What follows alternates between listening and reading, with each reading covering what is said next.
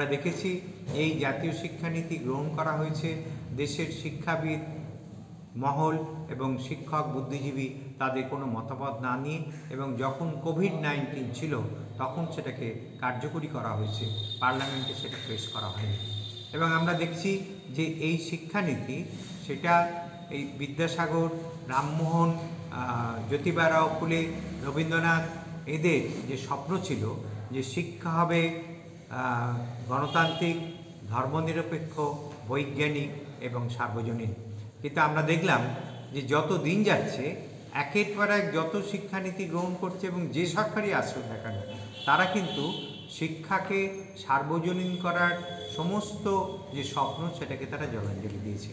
এবং এর জন্য যেটা সুপারিশ ছিল যে কেন্দ্রীয় বাজেটের 10% শিক্ষার জন্য বরাদ্দ করতে হবে, জিডিপি 6% বরাদ্দ করতে হবে, এবং আমরা দেখছি কোনো সরকার সেটা করেনি, এবং এই সরকার নামিয়ে নামিয়ে একেবারে তলানিতে ফেলে দিয়েছে, অর্থাৎ বর্তমান কেন্দ্রীয় সরকার।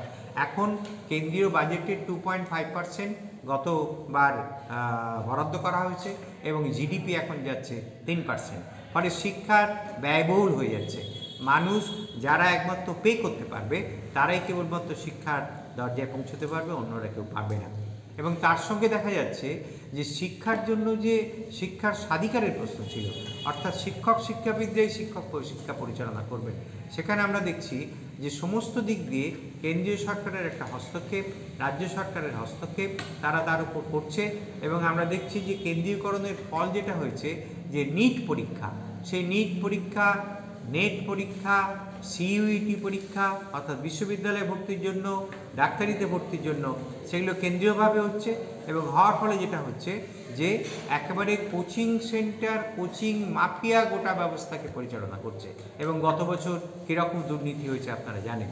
ফলে শিক্ষার কেন্দ্রীকরণ এর আমরা বিরুদ্ধে, আমরা শিক্ষার গণতন্ত্রীকরণের পক্ষে, এবং আমরা এই দাবি করছি যে যা শিক্ষা হোক বৈজ্ঞানিক। এবং তারা যে কাজটা করলো